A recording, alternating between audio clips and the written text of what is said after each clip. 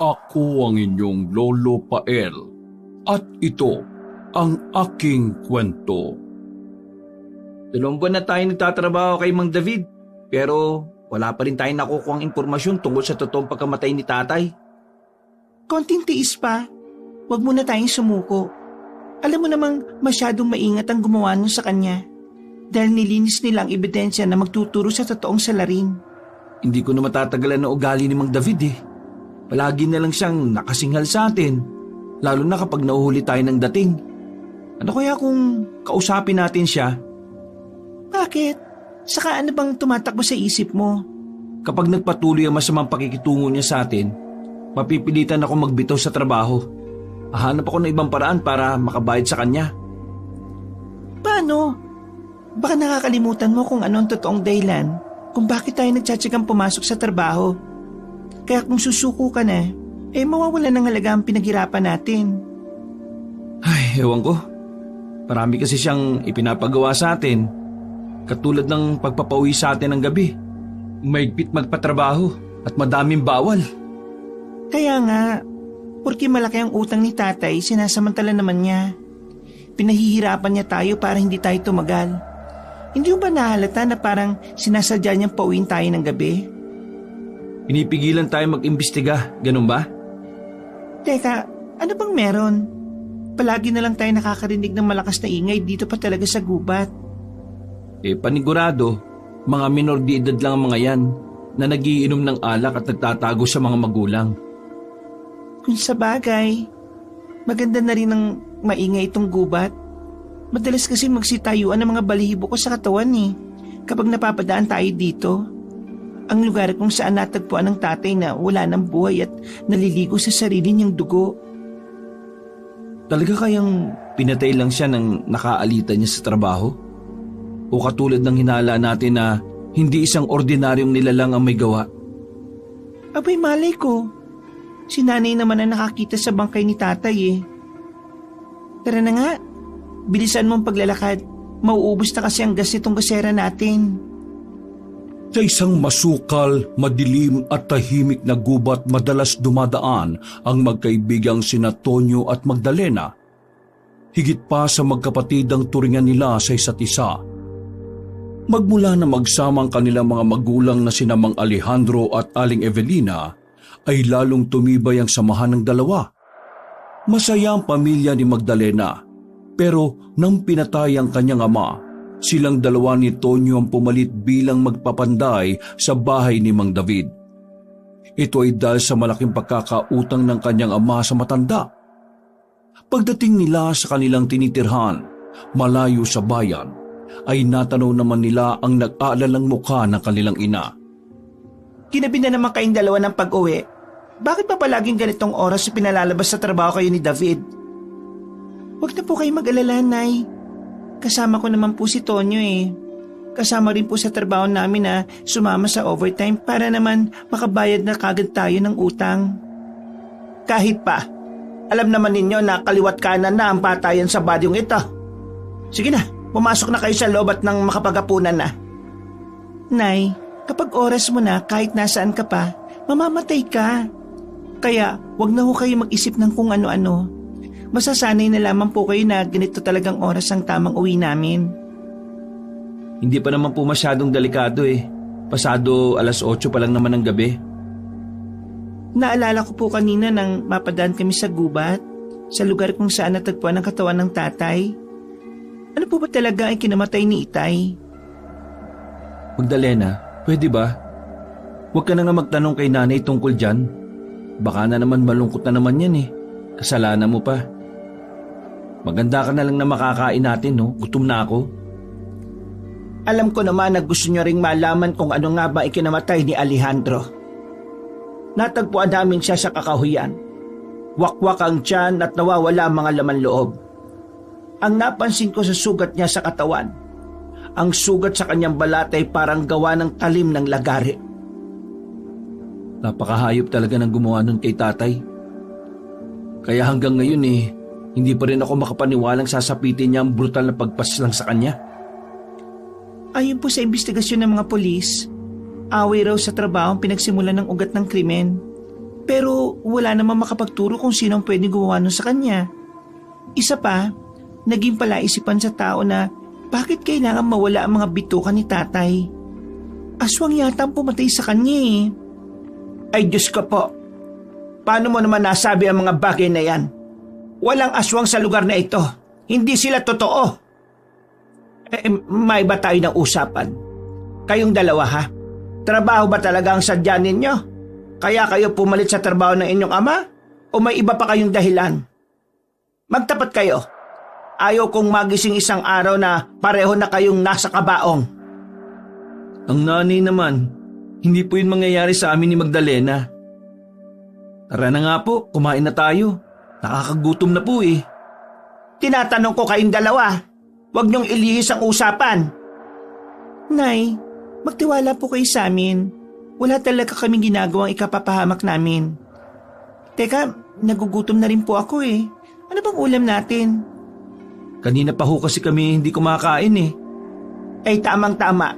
Nagluto ako ng pinritong longganisa. Paborito niyong dalawa. Makahulugang tiningnan ng ginang ni na Magdalena at Tonyo nang marinig na longganisa ang ulam. Pandidiri ang pumasok sa isip ng dalaga. O ano? Parang natigilan kayo. Eh kasi naman po ang pinag-uusapan natin kanina tungkol sa nawawalang laman loob ni tatay. Siyempre, kahawig po yun ng longganisa. Ay sos, kunwari pa kayo.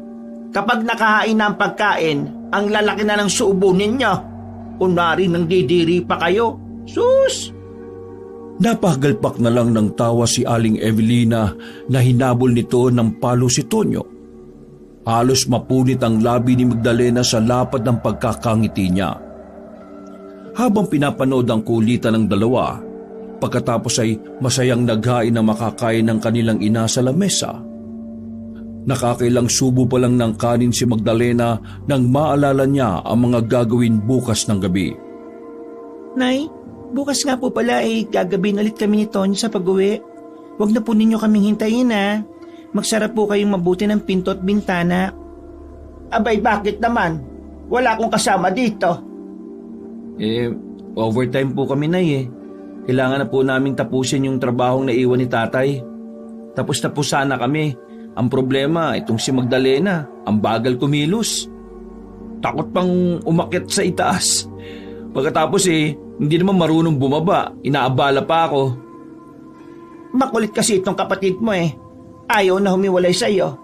Isa pa gusto rin gawin ang trabaho ng isang lalaki. Hayaan niyo na po, Nay. Para kapag may nanligaw dyan at paanga-anga, sapul talaga sa martilyong awak ni Magdalena. Hindi natiis ni Magdalena ang pang-aasar sa kanya ng kaibigan kaya't nabato niya ito ng kanin, saka malakas na napahalakhak ng tawa. Ay, nasarap pa kayo ng pagkain ha. Magsitigil nga kayo. Nay, si Tonyo naman ang nauna eh. Nakakasar palagi na lang ako iniinis. Nay, si Magdalena pong nakatoka magugas ng pinggan eh. Hindi kaya. Mamamaga ang kamay ko kapag nabasa ng tubig. Ikaw na muna. Wala ka namang ginawa kanina eh. Ito, grabe to. Saan ka na pupunta? Hindi ka pa tapos kumain, oy. Matutulog na. Nay, may iwan ko na po kayo ha. May maghuhugas na naman po ng pinggan eh. Natatawang tinakasan ni Magdalena ang kapatid sa hapagkainan at nagmamadali siyang pumasok sa loob ng kanyang kwarto. Isinarado niya ang pintuan at nahiga sa katre.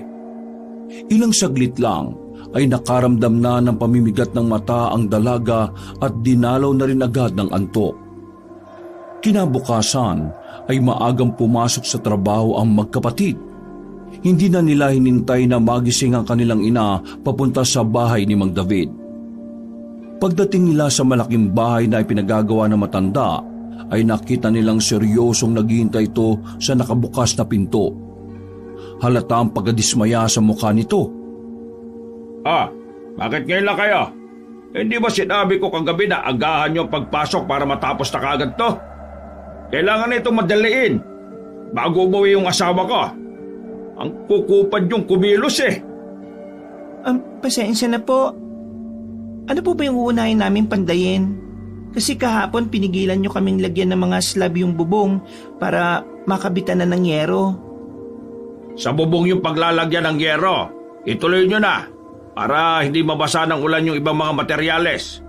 Ang bagal nyo kasing kumilos lalo ka na magdalena. Ay teka, nasaan ang mga gamit ninyo?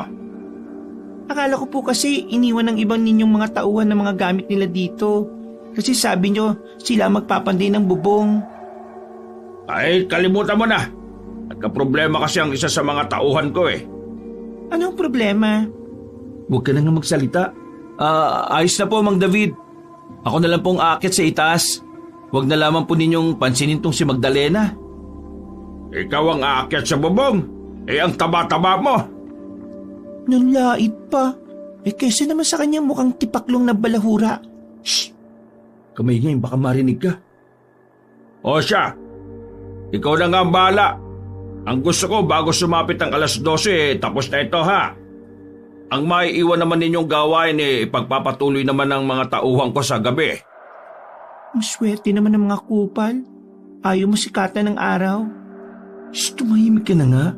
Baka marinig ka ni Mang David Ay, ano yung pinagbubulukan niyo dyan? Magsisimula na po kami. Sige, alis na muna ako. Napagkasunduan namin ng aking mga tauhan na mangaso sa gubat. Kayo namang dalawa, baka pag alis ko puro ngangalang ang atupagin nyo ha. Wala na kayong nagawa kundi magpatay oras para makabayad. Gusto pa sanang umimik ni Magdalena para barahin ang sinabi ni Mang David. Naramdaman naman niya ang palihim na pagsiko ni Tonyo sa kanyang tagiliran. Sige po, kami na po ang bahala dito. Mabuti naman kung ganon. O sige na, alis na ako. Nang makaalis na si Mang David sa harapan nila, ay nagsimula na ang dalaga sa pagpapanday. Bakit mo ba ako pinigilan kanina? Kasi po, hahaba lang ang usapan ninyo Nakakainis talaga Ang bigat-bigat talaga ng loob ko sa matandang yon. Magdalena, abuti pa ikuha mo ako ng hagdan at ako nang aakyat sa itaas. Agad namang sumunod si Magdalena sa utos ni Tonyo. Kinuha niya ang natitiklop na hagdanan at idinikit yon sa dingding, habang ang kanyang mga mata ay nakatanaw sa likod ng papalayong si Mang David. Alam mo, nagtitimpi lang talaga ako sa matandang yan. Tayo lang ang ibinibilad niya sa sikat ng araw Siyempre, tayo ang mukhang manhid Huwag ka na nga magreklamo pa dyan. Hawak mo itong hagdan na makaakyat na ako sa itaas. Ang matandang yan ang lagi nagpapakulo ng dugo ko Magtrabaho na muna tayo. Tama na yung satsat. Nagsimula ang araw na iyon para sa magkaibigan. Napakabilis at hindi nila namamalayang gabi na pala. Kailangan na naman nilang umuwi. Sa gubat uli sila dumaan. Sa pagkakataong yon ay wala silang dalang ilaw, kaya pilit na inaaninag ang kanilang nilalakaran. Nakakainis naman. Ngayon pa talaga nakalimutan yung ilaw natin. Tonyo, parang kakaiba yung hangin dito sa gubat ngayon, no? Nakakakilabot dahil sa kakaibang huni ng mga ibon paggabi. Ano na naman ba yung napapansin mo? Ang tagal na nating dumadaan sa lugar na ito, ngayon mo pa na talagang naisipang magtanong ng ganyan. Isa pa, ikaw ang nakalimot magdala, hindi ako. Alam mo naman masyado na ako makakalimutin Ikaw ang nagpaalam kagabi kay nanay Ay nako, tara na. Bilisan mo na yung paglalakad at pati ako nadadamay sa pagiging matatakotin mo. O ano, di ka na umimik dyan. Nakakapagtaka lang kasi. Wala namang produktong maaaring mapakinabangan sa halos 5 ektaryang lupain na ito. Pero hindi naisipan ni Mang David na ibenta to. Malay mo, kung talagang maalaga siya sa kabundukan. Isa pa, di ba mga kahoy na ginagamit niya sa kanyang pabahay dito nanggagaling? Ito pa nga napapansin ko Sa tagal nating nagtatrabaho sa kanya, bakit kaya puro mga panggabi lang ang trabaho ng mga tauhan niya? Saka kahit kailan hindi ko pa sila nakikita. Malay mo naman kung nakalaan talaga para sa atin ang trabahong pang-araw. binigyan lang tayo ng pabor para makabayad nga tayo sa utang. Iba pa rin ang nararamdaman ko eh. Parang may mali. Magmula nang mamatay ang tatay, natakot na silang magpakita sa tao. Saka, hayaan mo na. Ang mahalaga, malapit na tayo makabayad ng utang natin sa matanda. Bakit nga? Anong kinatatakutan nila? Ay nako, bilisan mo na lang maglakad. Para kasing biglang umihip ng malamig ang hangin eh. May dalang mabahong amoy na mula sa nabubulok na katawan ng hayop. Amoy nabubulok na hayop? Halak ka, mataba ka pa naman. Naku, iiwan talaga kita dito. Mabagal ka pang tumakbo dyan. Kesa naman sa'yo, payat at mukhang butiki na parang hindi nahahamugan. Nakakapagbiro ka na ngayon samantalang ikaw nagsimula nito ha. Nihintay na tayo ni nanay eh. Ang alam ko, kaya natin ginagawa to, dahil alam na natin kung anong klaseng nilalang ang pumatay sa ama ko. Hindi ko lang maintindihan kung bakit kailangang ilihim yun sa atin ni nanay eh. Seryoso? Alam mo naman kung bakit tayo pumasok sa ganitong trabaho kay Mang David? Oo, kailangan natin mag-imbestiga. Hindi naman alam ni nanay na alam nating aswang ang totoong pumatay kay tatay eh. Dahil kapag nalaman niya, tsak napipigilan niya tayo. Salamat ha. Kasi kahit hindi mo totoong ama si tatay, nararamdaman kong minahal niyo yung tatay ko. Sus, drama nito. Halika na nga, baka magkaiyakan pa tayo. Masayang inakbayan ni Magdalena si Tonyo habang naglalakad. Kahit madilim ay nakikita nila ang daan dahil sa kaunting liwanag ng buwan na sumusuot sa siwang na makakapal na dahon ng mga nagtataasang puno ng nara. Nakakailang hakbang pa lang ang dalawa nang hinarang naman sila ng 4 na lalaki. Nakangisi habang nag-uumapaw ang amoy alak na sumalubong sa ilong ni Magdalena. Pare, lasing na yata kayo eh. Ang mabuti pa umuwi na kayo. Tonyo, bakit hinaharangan nila ang daan natin? Baka naglolo ko lang. Halika na, huwag na lang natin pansinin. Hinawakan ni Tonyo ang kamay ni Magdalena papalayo sa lugar na yon. Pero bigla na lang na humarang sa kanilang daraanan ang nakangiting bungal na lalaki. Hinawakan nito ang braso ni Magdalena kaya't gumapang ang kilabot sa kanyang katawan. Nang maramdaman ang mainit at madulas na kamay ng isang lalaki. Gusto ko, nakakatika. Pare, huwag naman ninyong bastusin ang kapatid ko. Matuto kayong rumispeto ng mga babae ha. Para naman kayo nakakalalaki eh. Tonyo, tara na nga. Huwag mo na silang pag-aksiyan ng panahon. Akma na sanang tatalikuran ng dalawa ang 4 na mga lalaki nang biglang binigwasan ng suntok ang tiyan ni Tonyo ng payat na humarang sa kanila. Iwinaksi niya ang kanyang braso para alalayan si Tonyo na tumayo mula sa pagkakapilipit ng sakit sa sikmura ng kaibigan. Nabitawan ni Tonyo ang kamay niya. Nakipagsuntukan ito sa lalaking unang nanakit dito. Bumulagta ang payat na lalaki na inaalalaya makatayo ng mga kasamahan nito. Napatras sila dahil baka sa mga mukha ng mga lalaki ang matinding pagnanasa na gumanti sa kanila. Takbo na! Humingi ka ng tulong sa mga tanod na nagro-ronda! Halika na, huwag mo na silang patulan. Sige na, tumakbo ka na! Bilisan mo! Hindi matiis ni Magdalena na makitang pinagtutulungang bugbugin ng mga kalalakihan si Tonyo. Kaya dumampot siya ng putol na sanga na nakita niya sa lupa. Sinugod niya ng hampas ang katawan ng mga lalaki na walang tigil sa pagsipa sa nakahandusay na binata. Tumakbo na! Alis kayo! Huwag niyo saktan si Tonyo! Mangulang iya kayo! Ano ba? Ang tigas ng ulo mo, Magdalena! Umalis ka na! 3 hakbang na lang sana pero napatras siya. Napatigil si Magdalena sa paghampas niya sa katawan ng mga lalaki gamit ang kahoy. Dahil siya ang hinarap na nito. Habang umaagos pa sa noo ang dugo nito, galit na hinablot na matabang lalaki ang tangan niyang kahoy. Nakipaghilahan siya dito, pero mas malakas ito sa kanya kaya't nabitiwan niya ang hawak na sanga ng kahoy. Natumpa siya at napaupo sa lupa habang hindi inaalis ang paningin sa papalapit na matabang lalaki. Tonyo, bumangon ka na dyan, tulungan mo ako! Hoy, kayo mga ungas! Ako ang harapin nyo! Tonyo! Sabay-sabay na napalingon ng 4 na mga kalalakihan habang humahalakak ng tawa na parang mga halimaw. Lahat ay sumugod sa kinaroroonan ni Tonyo at pinagtulungan itong bugbugin ng kaibigan. Wala itong nagawa para lumaban dahil hawak ito ng 2 lalaki sa tigkabilang braso nito. Nang matapos ito sa pananakit kay Tonyo ay si Magdalena naman ang binalingan nito. Hinawakan nila ng maigpit ang kamay ng dalaga saka inihiga sa damuhan. May pumipigil din sa kanyang 2 binti. Habang nakikita niyang pilit na bumabangon si Tonyo, pinagsasampal siya ng mga ito. Pumutok ang labi niya. Sinuntok din ang kanyang sikmura kaya lalo siyang nakaramdam ng panghihina ng katawan. Sa pilitan siyang hinubara ng damit. Hayop kayo! Umalis kayo sa ibabaw ni Magdalena! Wag!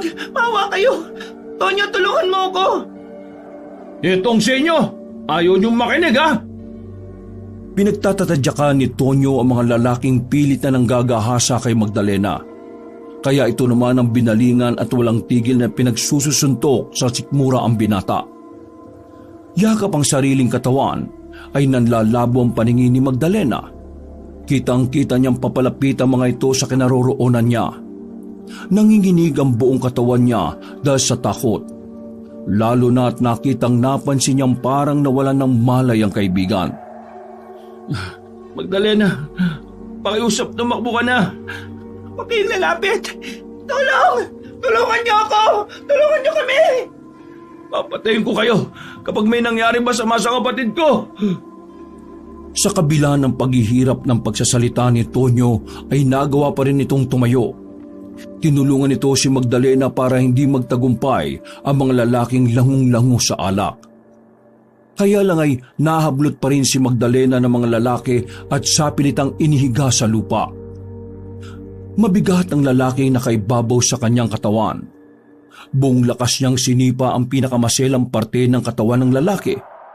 Namilipit ito sa sakit kaya nagkaroon siya ng pagkakataong lapitan si Tonyo at hilahin ito sa makapal na damuhan para pansamantalang magtago. Muling dinambahan sa likod ang dalaga at si Tonyo na ang lumaban dun sa lalaking gustong-gustong makaisa kay Magdalena.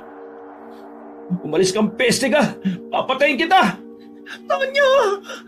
Papatayin ko muna kayo bago nyo magawa ang mga binabalak ninyo!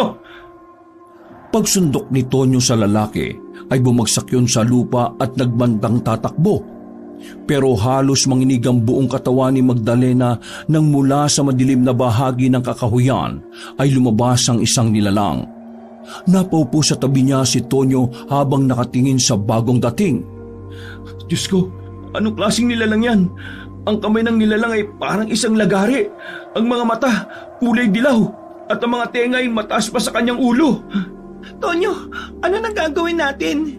Bukod sa walang ilong ang nilalang, Diyos ko, pati ang kanyang katawan ay balot ng tinik. Naninigas ang paa ko. Hindi ako makatayo. Tumayo ka. Tisin mo. Kailangan na nating umalis dito. Aswang nasa harapan natin. Mabuti pa iwan mo na ako. Masyadong nabugbog ang katawan ko kaya hindi ko na maigalaw. Walang nagawa ang magkaibigan kundi ang panoorin sa harap nila kung papaanong hiniwa-hiwa ng nilalang ang tiyan ng biktima gamit ang kaliwang kamay nito. Hindi na rin nakatakbo ang tatlo dahil nasugatan na ang mga ito sa leeg. Tama ko.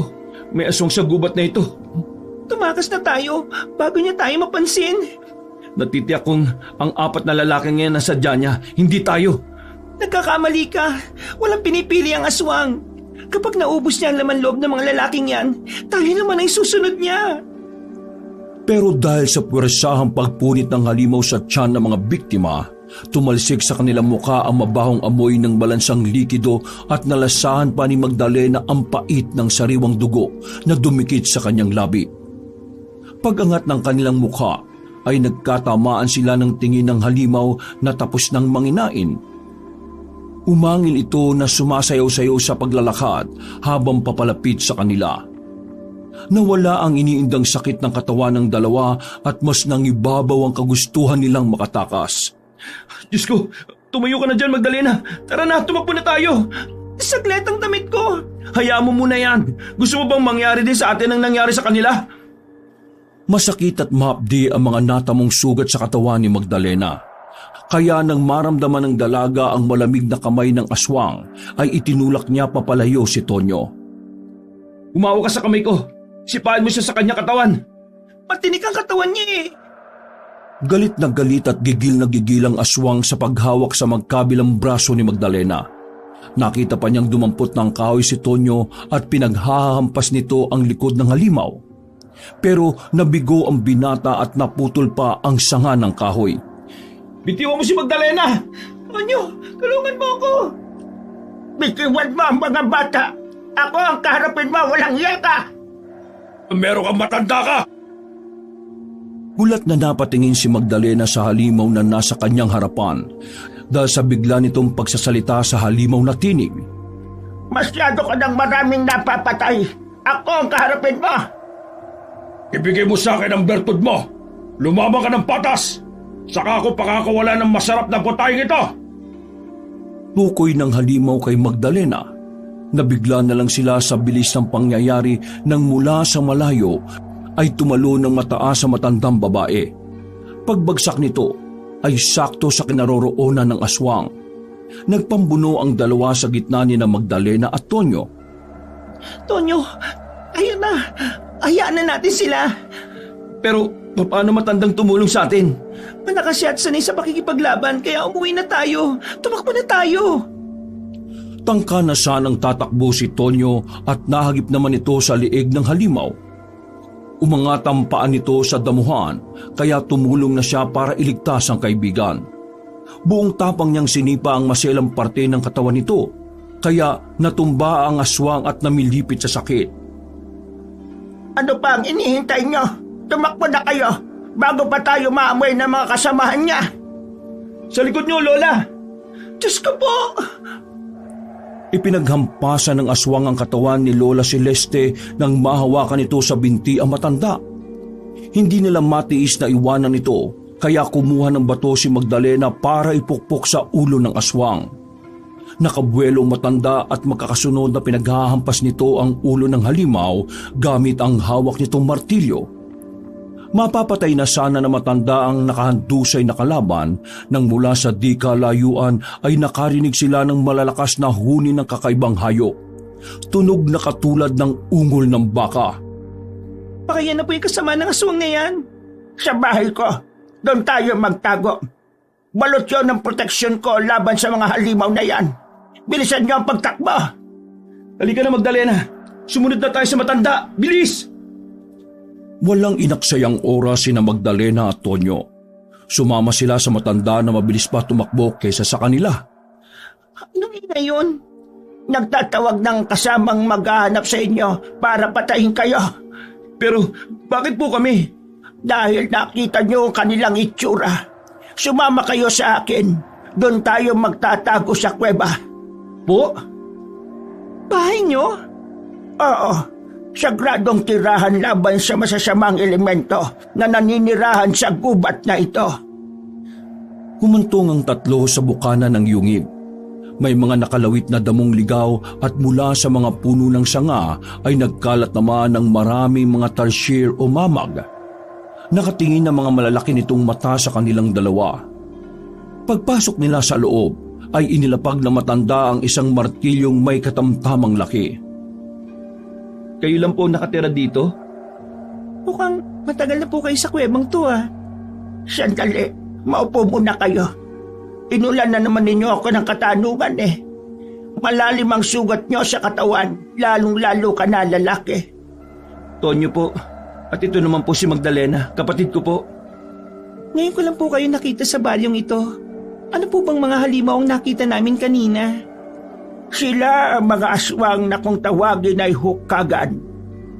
Mapanganib sila at hindi basta-bastang nagpapatalo. Layunin nilang bawiin ang bertud na nasa pangangalaga ko.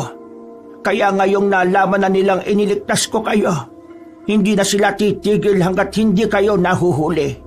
Kaya ang mabuti pa ay dumito muna kayo kahit mga ilang araw lang. Pero Paano po ang aming ina? Natitiyak po namin mag-aalala po yun sa aming dalawa.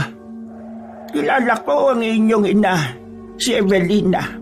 Asawa siya ng huling biktima ng hukagan. Kung ganon, totoong biktima ng aswang ang aking ama. Pero bakit walang pag-uulat ang mga pulis tungkol dito? Maimpluwensya ang nasa likod nito. Hanggang ngayon ay hindi ko pa rin alam kung sino ang nasa likod ng patayang ito. Ang halimaw po na kalaban natin kanina, sino siya? Maingat ang pinuno ng halimaw. Hindi sila basta-basta nagpapahuli. Pero isa lang ang natitiyak ko. Pipilitin niyang mabawi ang bertud ng mamag o tarsier. Bertud ng mamag? Lola, ano po pa pinagsasabi niyo? Nagmula ang bertud ng mamag sa dumi ng tarsier. Lumalabas yon kapag ang mamag ay dumumi sakto ng hating gabi. Bihira itong makuha dahil iilan na lang ang nabubuhay sa lugar natin ng mga ganitong klaseng hayop. Pwede po ba naming makita ang bertud? Kaya po ba kanina ay walang takot yung hinarap ang mga aswang?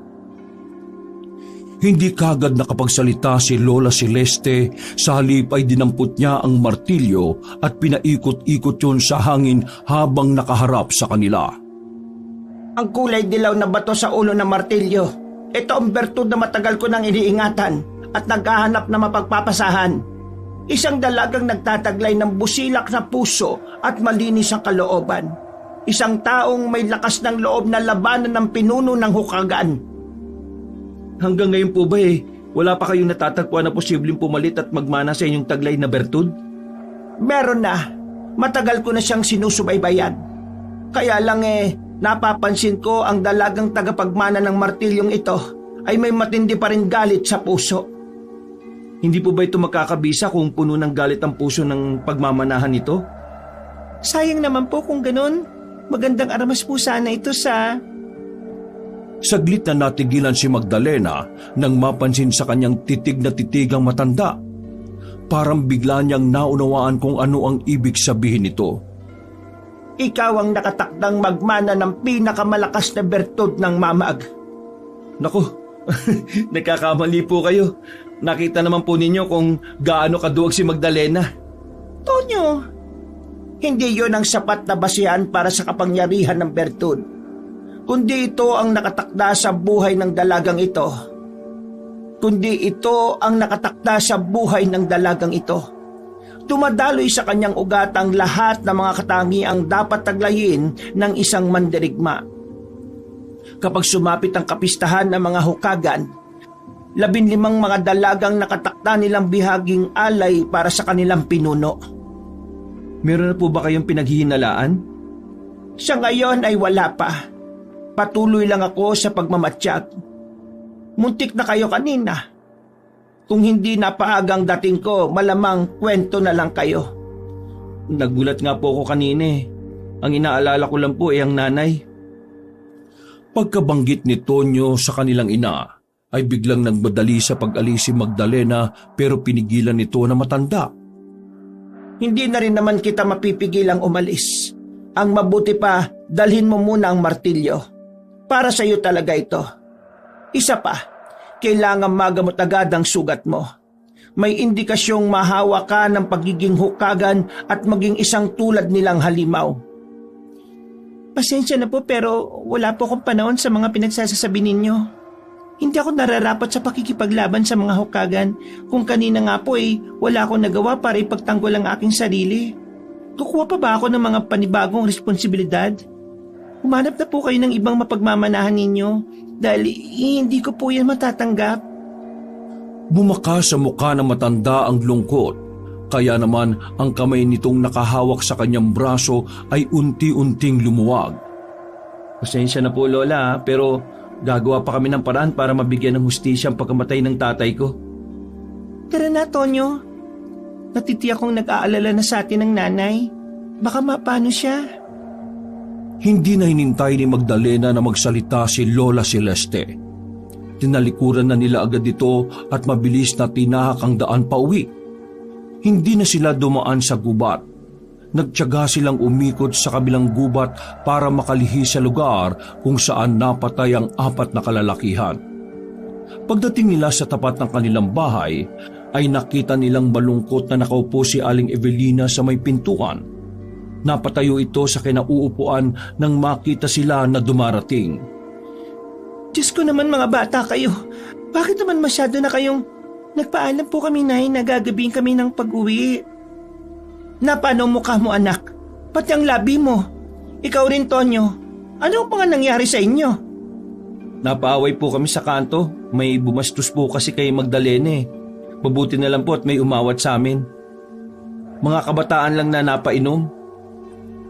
Ay sige, pumasok na kayo sa loob nang magamot ko ang mga sugat ninyo. Kaya pala ako kinakabahan dahil napasubo na kayo sa gulo.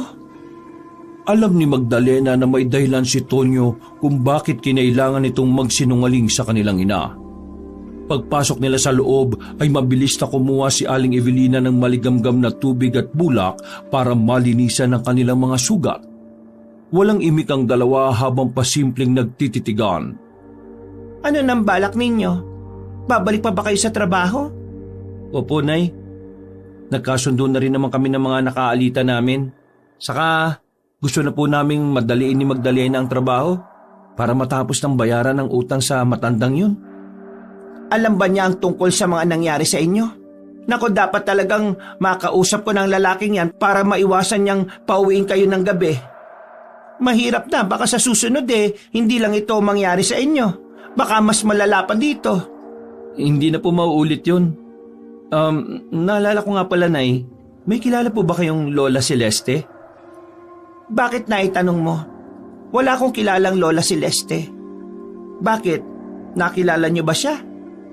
Opo siya po ang tumulong sa amin para hindi po kami mapahamak sa kamay ng mga kabataang nanggulo sa amin.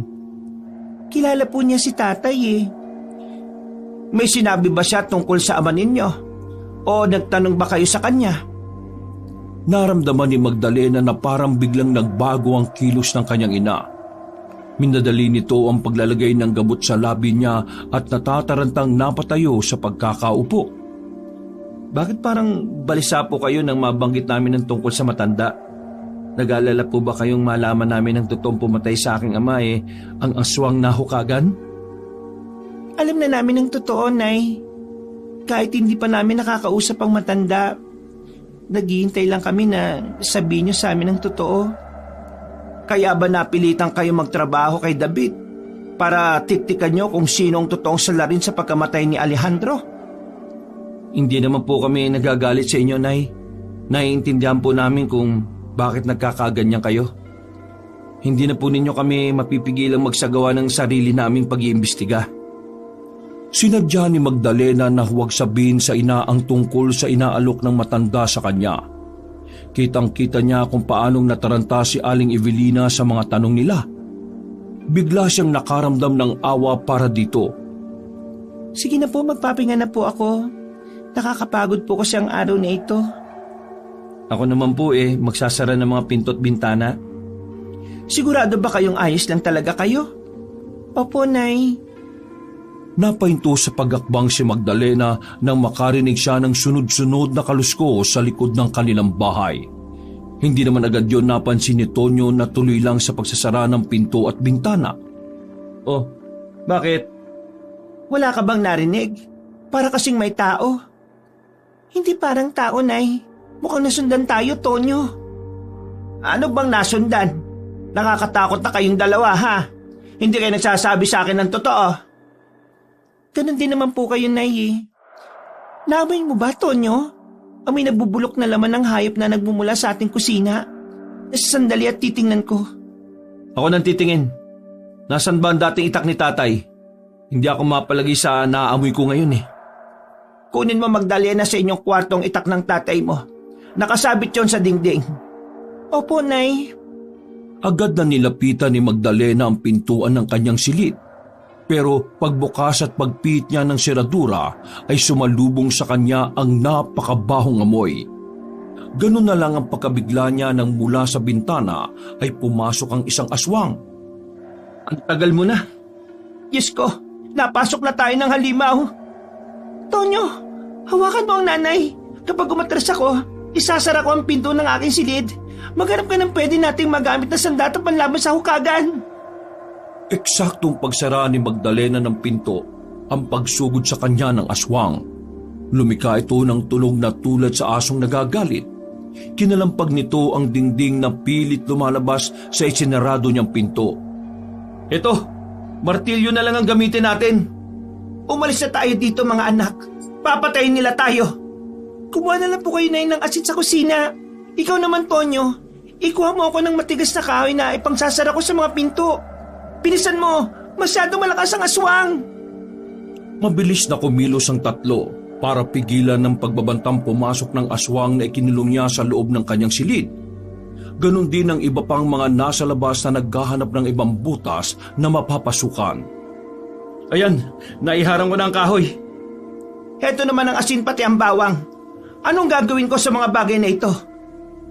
Isasabi po natin sa kanila para lumayo sila sa bahay natin. Malapit na nila mabuksan ang pinto sa kusina. Ganon din ang pinto sa sala, anak. Malapit na rin nilang buksan. Ngayon lang ako nakakita ng totoong itsura ng aswang na hukagan. Kamukha nila ang mga unggoy pero matulis ang tenga at maraming tinik sa balat. May isa pa silang kakayahan, Nay. Ang kamay nila ay nagiging isang lagari na ginagamit nila para hiwain ang tiyan ng kanilang biktima. Dahil sa mga narinig ay nakita ni Magdalena na biglang nanginig sa takot ang kanyang ina.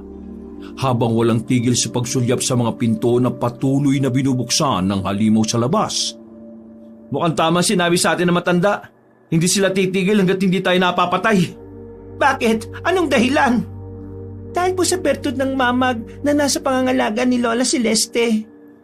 Ako raw po ang nakatakdang tagapagmana ng kapangyarihang taglay ng bertud laban sa mga hukagan. Pero hindi po tinanggap ni Magdalena ang alok na matanda eh. Ito naman ang nangyari sa amin. Dahil akala ng aswang na nasa pangangalaga mong bertud. Diyos ko, Magdalena, ano ba itong pinasok ninyo? Hindi ko rin po alam, Nay. Natatakot ako para sa kaligtasan natin. Sabay-sabay na napako ang kanilang paningin sa pumasok na aswang sa kanilang sala. Nakangisi na parang nakakita ng mga pagkaing walang katulad ng sarap. Nasira ang pinto at halos nagdulot yun ng takot sa kanilang tatlo. Nay, sa kwarto ko po. Doon kayo magpunta. Magdalena, samahan mo ang nanay. Paano ka, anak? Tara na, Nay. Tonyo, kunin mo itong asin. Isaboy mo sa kanya. Pagkaabot ni Tonyo sa asin na ibinigay ni Magdalena, ay agad nitong isinaboy sa mukha ng papalapit na halimaw. Tumama ang asin sa katawan ng aswang. Takbo, Nay! Hindi tumatalab sa kanilang asin! Nariyan na sila. Nasira na nila ang pinto at ang dingding. Tonyo, Nay, bilisan niyo, pumasok na kayo. Nay! Bilis na, Nay! Ano pang tinitingin-tingin niyo dyan? Mamamatay na tayo dito. Halos silahin ni Magdalena ang natulalang ina para makapasok sa nag-iisang kwarto na bukod tanging hindi napapasok ng mga hukagan. Konting-konti na lang at ang natitira nilang pag-asa ay nawasak na rin. Saka lang naalala ng dalaga ang kanina pa niyang hawak na martilyo. Pagpasok ng aswang na dumaan sa bintana ay lakas loob na sinalubong ni Magdalena ng pagpalo ng martilyo sa ulo. Sinugundahan naman yun ni Tonyo. Nay, magtago po muna kayo sa ilalim ng katre. Huwag na huwag kayong lalabas hanggat hindi ko sinasabi. Nay, huwag po kayo matakot. Hindi tayo pababayaan ng Diyos. Paano ko mapapanatag eh?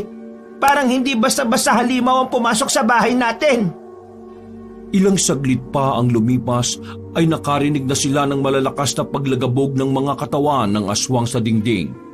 Nagkagulo sa labas ng kanilang bahay na sinundan ng malalakas na sigaw ng boses na matanda. Isang lingwaheng nagbigay ng takot sa iba pang mga halimaw na nakipagpambuno sa taong may taglay na kakaibang lakas at liksi ng katawan. Parang boses yun ni Lola Celeste ah. Celeste ba kamo? Yung matandang may hawak ng bertud ng mamag? Opo, Nay. Tinutulungan niya tayo. Sa sobrang tuwa ni Magdalena na makita ang matanda, ay lumabas siya ng kwartong pinagtataguan nila. Dinerecho sa harap ng kanilang bahay. Kasunod sina Aling Evelina at Tonyo, bakas ang paghanga sa matanda. Napakahusay makipaglaban ni Lola.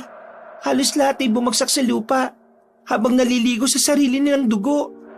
Nagsaad si Lola Celeste ng isang orasyon na siya lang ang nakakaintindi. Ha? Anong klaseng lingwahe po ang inuusal ni Lola, Nanay? Sa tingin ko ay pagbibigay dagdag lakas sa epekto na tatama sa katawan ng aswang. Orasyon, Nay. Teka, bakit alam po ninyo? Bago sa'yo, sa akin unang inialok ni Lola Celeste ang bertud.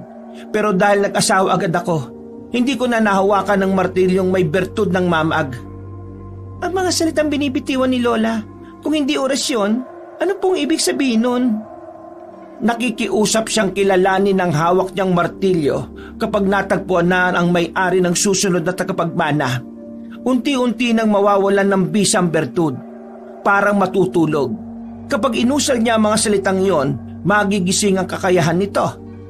Habang nagpapalitan ng pagtatanong ang tatlo, ay abala naman sa pakikipaglaban si Lola Celeste. Hindi kinaya ng mga aswang ang kakayahan ng matanda, kaya na makahanap ng tiyempo ay kumaripas ng takbo ang mga halimaw. Naiwan ang mga nasawing bumagsak sa lupa, habang nakakalat ang dugo sa buong katawan nito. Nilapitan ng tatlo ang mga nakahandusay na kalaban. Hindi sila makapaniwalang napabagsak na matanda ang tatlong hukagan. Ang galing niyo, Lola. Pangalawang beses niyo nang iniligtas ang buhay namin. Masyadong matigas sa mga ulo ninyo. Alam niyo ba sa ginawa niyo ito ay inilagay niyo sa panganib ang buhay ng sarili niyong ina? Po? Bakit naman po? Si Evelina ang gagamitin nila bilang kahinaan ninyo, kapalit ng bertud. Kapag napasa kamay ng mga hukaga ng martilyong ito, manganganib ang lahat ng nakatira sa baryong ito. Yun ay dahil sa katigasan ng mga ulo ninyo. Pasensya na po, pero hindi niyo naman po masisisi ang mga bata kung bigla silang natakot sa pagpapakita ninyo. Isa pa wala po kaming obligasyon dapat na gampanan sa bertud na yan. Huwag ka na munang sumagot, anak. Tama ang sinabi ni Lola Celeste. Kapag hindi pa kayo kumilos, mapapahamak ang mga tao sa baryong ito. Pero Nay, wala nang pero. Kailangan na nating umalis dito bago pa sila bumalik para guluhin kayo at patayin ng tagapagmana. Sa gubat po ba uli? Sa kuweba na inyong tinirhan tayo magtatago? Hindi. Mas makabubuting doon muna tayo sa dating tirahan ng aking anak. Tara na po. Kung ganun kailangan na nating lisanin ang lugar na ito. Kahit tutulang loob ni Magdalena ay napasunod na lamang siya sa paglalakad ng tatlo na nasa unahan niya. Wala siyang imik na pinagmamasdan ng martilyong hawak ni Lola Celeste. Ilang minuto ang lumipas bago nila narating ang bahay na may hagdanan papunta sa itaas ng puno. Naririto na tayo. Hindi na nila tayo masusundan dito. Kahit matunto nila tayo sa bahay na ito ay hindi rin sila makakakyat sa punong ito. Pambihira, bahay na nasa itaas ng puno.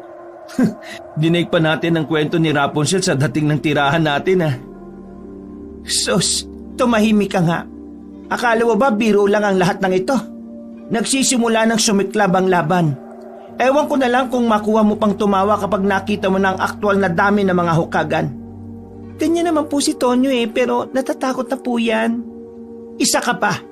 Hindi ko alam kung ano mga pumasok sa mga utak ninyo. Para kayong pumasok sa lungga ng mga aswang na umatras naman sa laban. Hindi naman kami aabot sa ganito kung sinabi po ninyo ang totoo sa amin tungkol sa pagkamatay ng aming ama. Wala na tayong magagawa, kundi ang harapin ang nakatakdang misyon para sa iyo, Magdalena. Ewan ko po, paano kung mabigo ako? Lalo naman kayong pinarusahan kung pati ako mawawala sa inyo. Halina kayo sa loob. Marami tayong mga pag-uusapan. Wow! Hindi dumaan ng hagdanan. Tinalon lang ang bahay. Kung ako sa'yo, tanggapin mo na yung inaalok na matanda. Matuto ka na umakyat ng matataas na lugar kagaya ng ginagawa ni Lola Celeste. Ano ba kayong dalawa? Para lamang kayong naglalaro. Tara na, umakyat na tayo sa taas. Pagkatapos kong makita ang itsura ng halimaw, parang nakikinikinit ako pa rin sila sa aking isipan. Yakap ang sariling braso ni Aling Evelina habang inaakyat ang hagdan na yari sa bilog na kawayan. Si Tonyo naman ay sumunod na rin sa ginang at si Magdalena ang pinakahuling umakyat sa itaas. Maupo muna kayo sandali at ikukuha ko muna ng salabat ng nanay ninyo para mawalang pamumutla. Natakot din ako kanina nang makita ko kung gaano karaming hukagan ang nasa labas ng inyong tahanan. Talaga po bang wala ng ibang paraan kung paano mapipigilan ng pag-asik ng lagim ng mga aswang? Sa palagay ko, Magdalena, tama lang na tanggapin mo na ang kakayahan ng Bertud. Ang inaalala ko lang papaano ang 4 na lalaking pinaslang ng mga aswang sa gubat? Sinong pinatay? Ano bang pinagsasasabi ninyo? Pinagtakaang halayin ng anak mong si Magdalena nang dumating ako para tulungan sila. Pero nang balikan ko ang mga bangkay, wala na akong natagpuan doon ng kahit na anong bakas ng tao. Nilinis po nila ang mga ebidensya. Mukhang may nagbibigay proteksyon sa mga aswang. Ito ang bertud ng mamag. Hawakan mo. Saka mo ibalik kung ayaw mo ang tungkuling ipinapasa ko sa iyo. Ikaw na ang bahala sa martilyo na matagal kong iningatan. Ito po bang dilaw na bato sa ulo ng martilyo ang tinutukoy ninyong bertud? Magbabago rin po ba ang kilos ni Magdalena kung sakaling gamitin niya ito? Tama po bang ibigay kagad sa kanya ang martilyo? Oo, dahil hindi na siya patatahimikin ng mga hukagan hanggang hindi nila nakukuha ang bertud. Napansin ko po kanina na walang epektong asin sa mga aswang. Dahil yung hawak mo, wala nang iba ang makakatalo sa mga halimaw na unti-unting pumapatay ng tao. Sa unang pagbilog ng buwan, ay magkakaroon ng pagtitipon-tipon ng lahat ng mga hukagan. Paano ko naman po sila matatalo kung hindi ko alam ang kakayahan ng armas na hawak ko? Ang bertud ng mamag, na kilala sa Ingles bilang tarsier, ay isang nocturnal o panggabing hayop. Aktibo lamang ang mga mamag tuwing gabi kung kailan naghahanap sila ng kanilang mga makakain. Kilala ang mga mamag sa taglay nilang mga naglalakihang mga mata. Ito ang tumutulong sa kanila upang makahanap ng mga makakain sa gitna ng kagubatan. Pero kagaya ng isang bertud, ang lahat ng ito ay tataglayin ng martilyong hawak mo. Sa kabilang nagkakaroon ng bisa ang bertud. Kung ganun po limitado lang ang kakayahan ng bertud. Pero pinakamalakas sa lahat ng uri ng bertud. May taglay itong bigat na kayang dumurog ng bungo ng tao. Kakayahang pataasin ng pagtalon sa halos 3 beses na ulit sa taas ng tao. Kaya niya rin pagaanin ng katawan para magpalipat-lipat sa mga sanga ng kahoy. Magtataglay din siya ng kakaibang bilis na hindi agad siya matatamaan ng pag-atake ng hukagan. Paano kung sa araw umatake ang aswang? Kung kailan walang bisa ang kapangyarihan ng bertud? Imposible yung mangyari. Sa gabi lang sumasalakay ang mga halimaw. Masusunog sila kung lalantad sila sa liwanag ng umaga. Ngayon pa lang pag-aaralan ko na pong gamitin ito, Lola. Halos mapuluha sa sobrang tuwa si Lola Celeste nang tanggapin ni Magdalena ang bertud ng mamag. Lola, dito lang po ba sa Bohol naninirahan yung mga hukagan? Paano sila nagsimula? Ang tawag sa lahi na nagpasalin-salin ay area. Ito yung namamana ng mga anak sa kanilang ninuno. Pero bakit po ako nagmana ng bertud samantalang hindi po ako ang inyong kadugo? Hindi naman ako ang pumili sa iyo, kundi ikaw ang pinili ng bertud. Hindi kita kadugo pero nararamdaman ng martilyo na kapag nasa panganib ang nagmamay-ari sa kanya. Paano? Umiinit din ang hawakan na parang isang radar. Nalalaman nito kapag may aswang sa paligid. Matutulog na po muna ako. Para kasing bigla akong inantok pagkatapos kong uminom ng salabat. Sige po, Nay. Magbabantay muna ako sa labas. Matapos ang kanilang pag-uusap ay matagal na pinagmasdan ni Magdalena ang martilyo. Bigla na lang siyang nakaramdam ng pag-iinit ng hawakan nito. Anak ng tipaklong, nasundan tayo. Kung sa bagay, mag-uumaga na rin.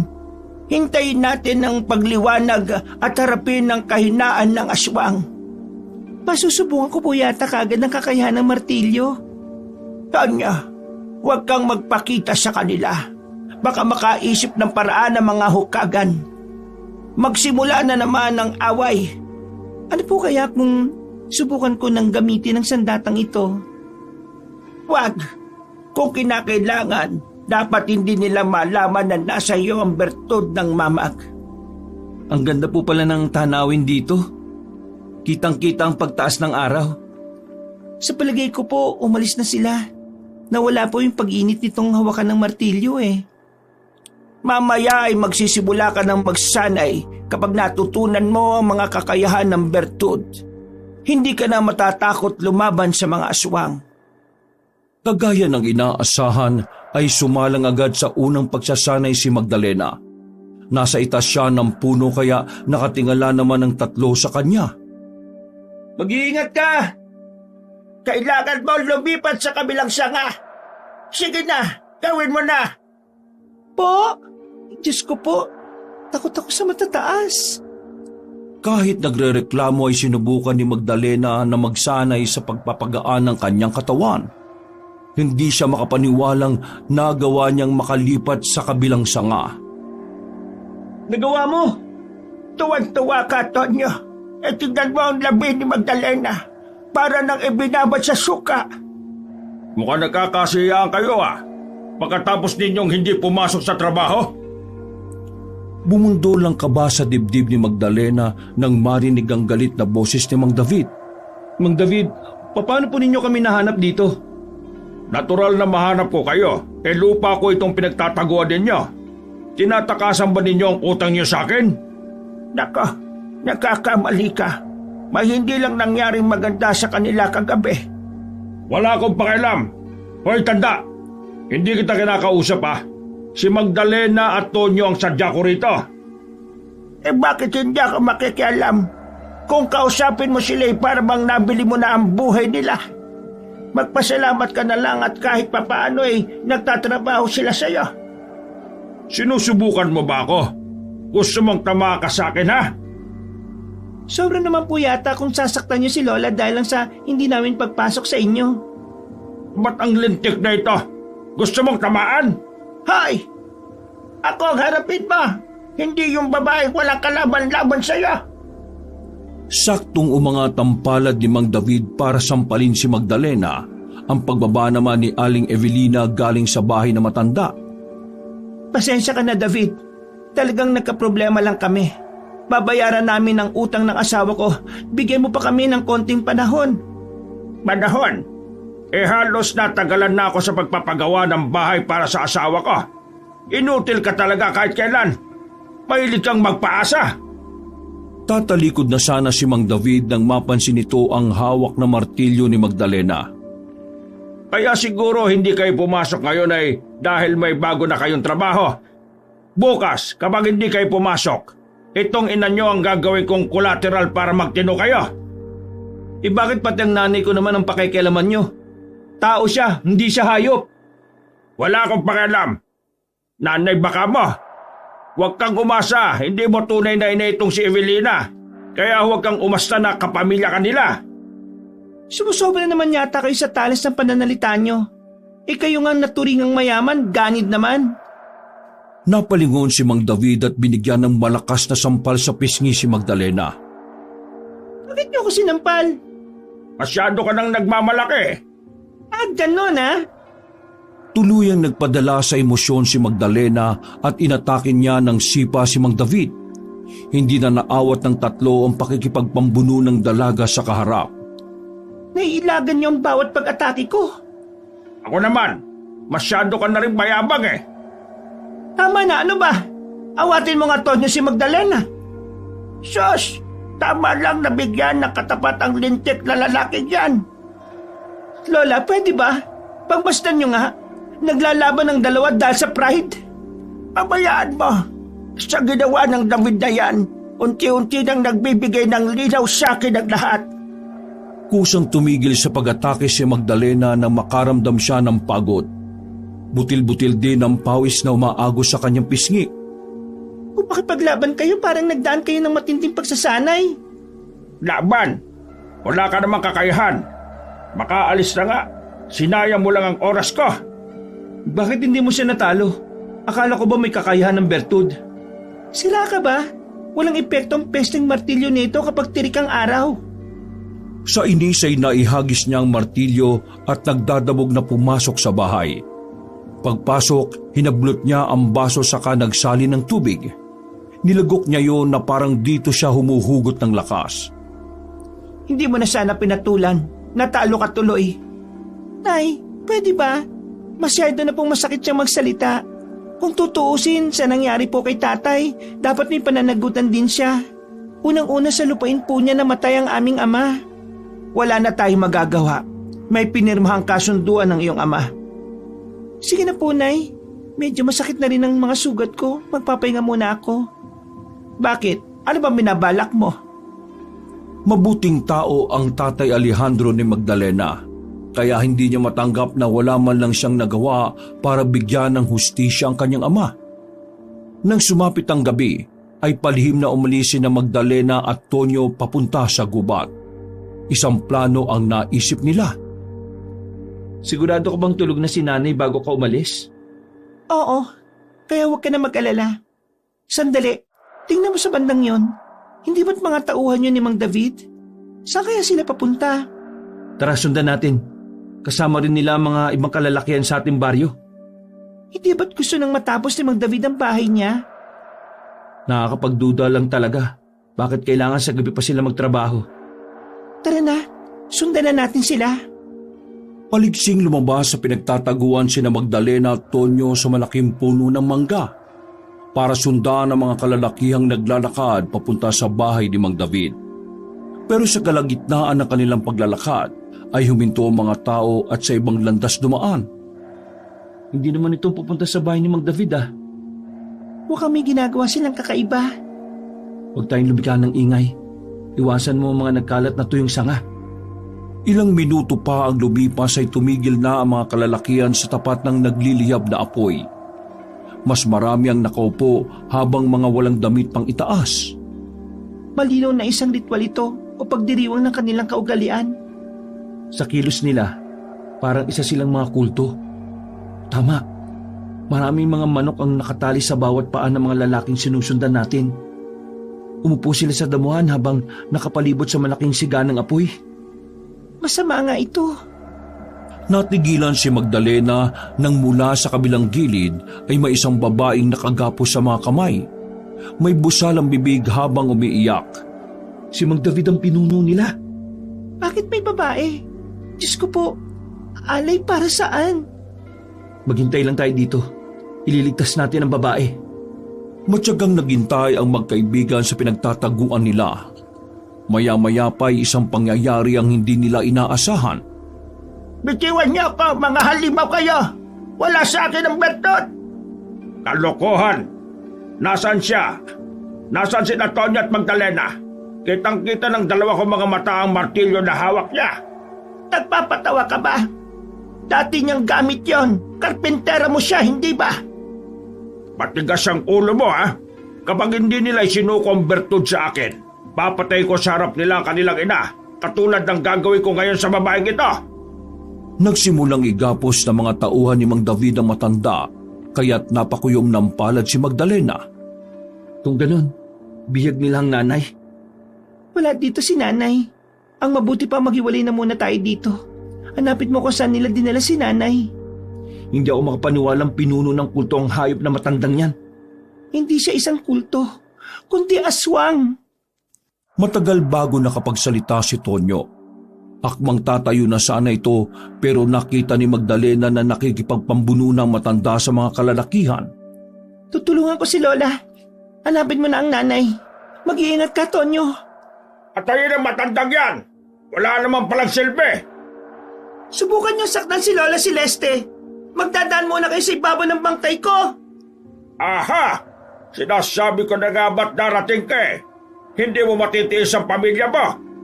ibigay mo sa akin ang martilyo. Pangako, pakakawalan ko ang iyong ina. Alam ko namang narinig mo ang aming pinag-uusapan. Alam ko na rin ngayon na ikaw ang totoong pumatay sa aking ama. Sandali, huwag mo naman akong pagbintangan sa bagay na yan. Kung talaga matapang ka panoorin mo na lang ang gagawin ko sa alay ko sa aming Panginoon. Anong gagawin mo sa kanya? Simple lang, ikakalat ko lang naman ang dugo ng babaeng ito sa aming katawan. Huwag kang maniwala sa kanya. Kahit na anong mangyari, huwag mong ibibigay sa kanya ang iyong sandata. Dahil kapag napasa kamay niya ang bertud, saka lang din makukompleto ang kanilang ritual. Humanda na at pumosisyon ng pagkakatayo si Magdalena. Naging mabilis ang pangyayari. Nilapitan ni Mang David ang babae sa kasinakal. Pero dahil sa liksi ng katawan ng dalaga, ay nagawa niyang atakin ito gamit ang kanyang hawak na martilyo. Hawakan mo siya sa kamay, saka mo pukpukin ang martilyo. Isunod mo ang kanyang ulo. Yun ay kung tatama ang tagapagmana niyong mahina. Mahina pala ah. Kusang gumapang ang malakas na enerhiya sa katawan ni Magdalena at lumuksos siya ng mataas at bumagsak naman siya sa harapan ni Mang David. Nagulat ito sa bilis ng dalaga at nagawa niya agad itong tamaan ng martilyo sa ulo. Hindi ka talagang babae ka! Lola, ang babae ka na ganyan ng gapos. Bilisan niyo! Sa likod mo, pasugod na ang mga tauhan ni David. Paglingon ni Magdalena sa kanyang likuran, ay muntik pa siyang tamaan ng kamao ng mga tauhan ni David. Naging mabilis ang kanyang pag-ilag at mataas ang mga lukso na inatake ang mga kalaban. Natumba sa lupa ang mga aswang na hukagan, pero agad ding bumabangon para muling umatake. Abay, anak ng putya naman oh. Bakit hindi umeepektong martilyo sa kanila? Magsagawa ka ng orasyon para kilalanin ka ng bertud. Katulad po ng lingwahe ninyo? Naramdaman na lang ni Magdalena ang pananakit ng kanyang muka nang tamaan siya ng kamao ni Mang David. Bumagsak siya sa lupa at muntikang mabitiwan ng martilyo. Laking gulat nila nang sa pag-angat niya ng muka ay unti-unting nagbago ang anyo ni Mang David. May kung anong kulay itim na gumagapang sa balat nito na nagsilitawan ng mga tinik. Pati ang kaliwang braso nito ay lumapad at nagkaroon ng lagari. Lumapad din ang mukha ng hawig sa unggoy. Mataas ang tenga kasabay ng pagkakaroon ng butas sa ilong. Ikaw ang halimaw na pumatay sa mga kalalakihan nung nakaraang gabi. Ikaw rin ang pumatay kay tatay. Totoo ngang halimaw ka. Ako nga! Uubusin ko kayong lahat kaya isuko mo na yung bertud. Wala kayong laban sa akin! Huwag Magdalena. Nagsisinungaling siya kaya nakikiusap ako. Lumabang ka sa kanila. Tumayo si Magdalena at matapang na humarap sa halimaw na si Mang David. Talunin mo muna ako sa isang duelo. Kapag natalo kita, palalayain mo ang nanay ko. Hindi ko masusunod dito. Ako ang magsasabi kung ano ang mga dapat mong gawin. Magdalena, hindi ko mahanap ang nanay mo. Hindi niya sasaktan si Emelina. Maniwala kayo. Gawin niyong labanan ng salot na yan. Tonyo, sa bahay na pinapantayan natin, doon mo siya hanapin. Ako ang harapin ninyo, mga duwag! Tinakbo ni Mang David ang pagitan nila ni Magdalena pero sinalubong ito ng martilyo ng dalaga. Ganyan nga, wala siyang panama sa pagkikipaglaban sa iyo hanggang hawak mo ang bertud. Kahit na kailan, hindi mananaig ang kasamaan sa kabutihan. Kung may ilagad mo ang mga kamay ka! Huli na para makaiwas si Magdalena. Nahagip ng lagari nitong kamay ang braso niya. Gumuhit ang kirot at naramdaman niya ang mainit na likidong umagos sa braso niya. Nabitiwan ng dalagang martilyo at nakuha yun ni Mang David. Hindi maaari! Sa wakas, napasa kamay ko rin ang bertud. Mahina naman palang babaeng ito. Ibalik mo sa akin ang martilyo ko! Kahit masakit ang sugat ay pinilit ni Magdalena na agawin ang hawak na martilyo ni Mang David. Pero kusa yung nabitiwan ng lalaki. Nangyari? Sakit! Bakit ba init? Akala mo ba mahahawakan mo ang bertud? Tanga ka pala eh. Kontra yan sa'yo. Pakiramdaman mo ngayon ang unti-unting paggapang ng sakit ng pagkapaso sa kamay mo. Gawin mo na, Magdalena. Kunin mo ang martilyo. Walang sinayang na sandali si Magdalena. Pagkadampot niya sa martilyo ay inatake niya si Mang David. Tinamaan niya ito sa muka at tagiliran, sabay ng pagsaklolo ng mga kasama nito sa matanda. Pero walang nagawa mga tauhan nito sa taglay na lakas ng bertud.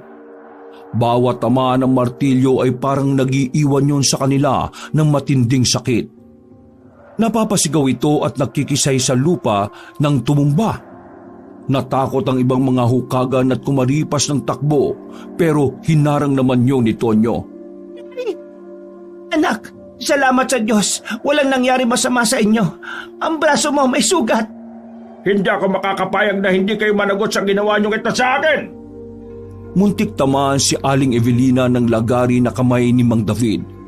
Sa pag-ikot ni Magdalena ay pinaghahampas niya ang ulo nito gamit ang martilyo. Umagos ang dugo sa noo nito at nanghihinang bumagsak sa lupa. Tuluyan mo na. Pinatay niya ang tatay ko. Huwag kayo magpatayan. Ama mo siya. Gumapang ang malamig na hangin sa buong pagkatao ni Magdalena nang marinig ang sinabi ng kanyang ina.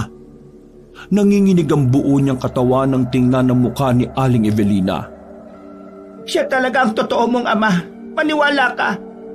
Gusto ko na sanang ilihim na lang ang lahat pero hindi ko kayang makitang nagpapatayan kayo. Pero siya ang pumatay sa tatay ko. Bakit wala kayong sinabi? Alam ni Alejandro na si David ang totoong ama ni Magdalena. Kalokohan! Huwag mo na akong pinaglololoko! Buntis ako ng 1 buwan na makahiwalay tayo. Natuklasan ko ang pagkatao mo kaya iniwan kita. May dugong hukagan ang ating anak. Kaya ba inilihim niyo sa amin ang totoo? Dahil hanggang ngayon, mahal niyo pa rin ang lalaking ito? Hindi totoo yan. Natakot akong magkaharap silang mag-ama, pero nangyari pa rin. Heto na nga ang matagal ko nang kinatatakutan. Nanlalabo mga mata ni Magdalena ng pagmasdan ng nakahigang ama. Nakahandusay ito sa damuhan. Makikita na rin na nagsatao na ito. May mga bahid ng dugo ang buong katawan. Tay, di ko po alam na kayo ang tatay ko. Bakit tumantong kayo sa pagiging masama? Patawarin mo ako. Akala ko hindi ako minahal ng iyong ina. Nagpadala ko sa galit at napatay ko ang tatay Alejandro mo. Hindi ko sinasadya. Mayroon akong mga naging kaibigan na hukagan, pero mas pinili nilang maging mabuti at mabuhay ng tahimik. Nasilaw ka sa kapangyarihang tinataglay ng bertud, kaya pumatay ka ng pumatay.